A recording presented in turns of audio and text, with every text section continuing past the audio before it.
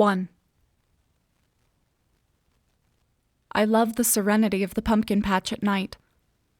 It's so quiet. I can nearly hear my heart beating. It's as if time is suspended, meaningless, and I like that I'm disconnected from the world around me. During the day, this place is packed full of people, parents with tiny children and couples out for a romantic autumn stroll. But at night, it's abandoned, and in the nothingness, I find peace. It helps, in a way, that the city cemetery is nearby, just a short walk through a strip of woods.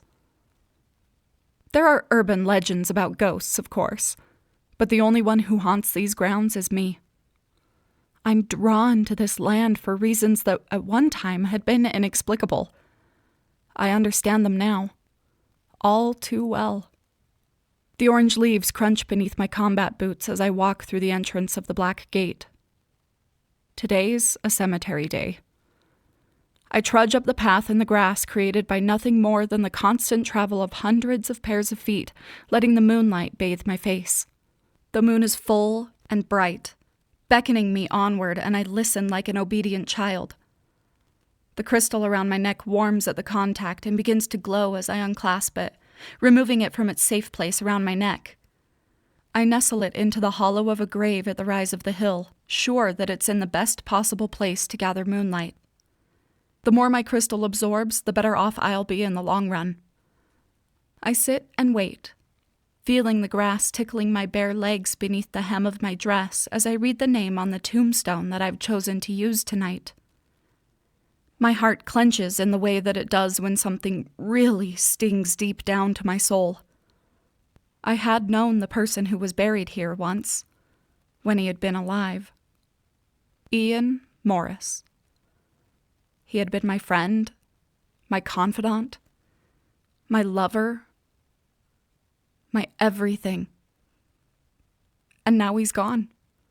Just a haze of memories and blurry reminders clinging on. Tears dot my eyes as I stare up at the night sky, trying to identify constellations and take my mind off of the pain that's always lurking right beneath the surface of my mind.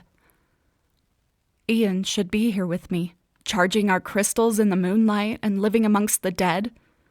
But because of them, he never will be again, or so they think. My skin flushes with anger as I scoop my crystals up and stuff them into my pocket. The biggest, an amethyst which had been flattened out into a 10-pointed star, hangs back in its place around my neck. As soon as the crystal touches my skin, it flashes with color, and I feel its power, right down to every blood cell in my veins.